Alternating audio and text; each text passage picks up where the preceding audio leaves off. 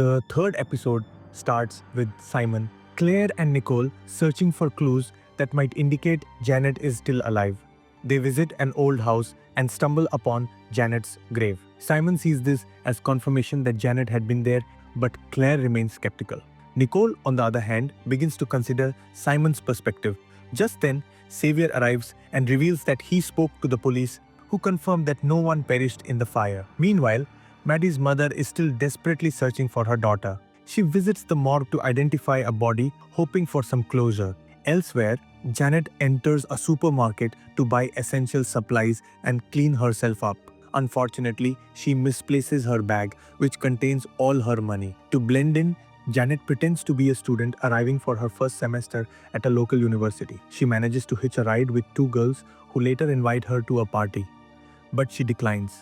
At the university, Quinn creates a murder investigation board while Maddie tries to gather all the available information. Various theories circulate regarding the connection between Janet and Mr. Martin, but Rhonda remains unconvinced.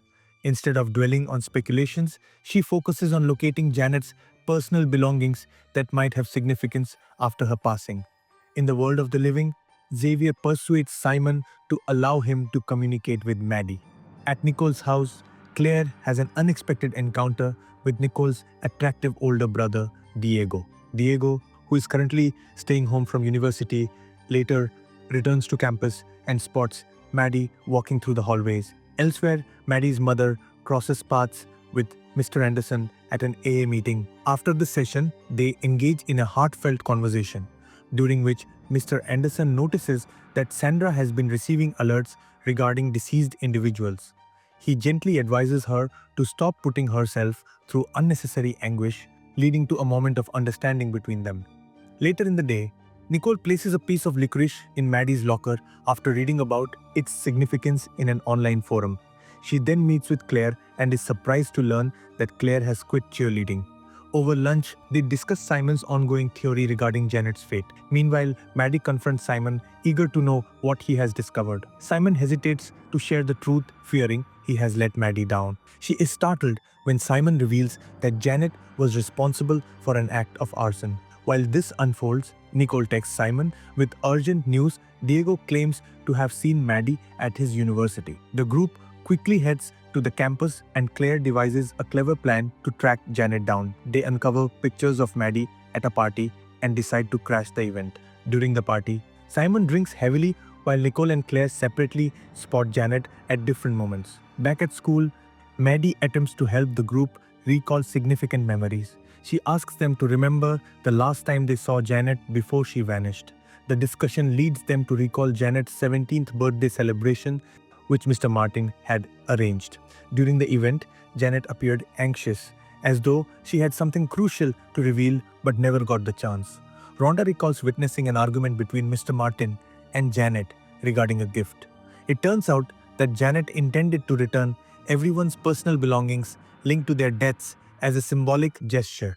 Rhonda believes that Mr. Martin betrayed Janet, leading to their confrontation. The memory of this conflict deeply affects Rhonda, making her regret not intervening. The group begins to realize that Janet was on the verge of exposing something important when Mr. Martin took control of the situation and confined her. This realization leaves Rhonda overwhelmed with guilt. Meanwhile, at the party, Janet attempts to steal money and clothing from dorm rooms but gets caught, triggering an alarm.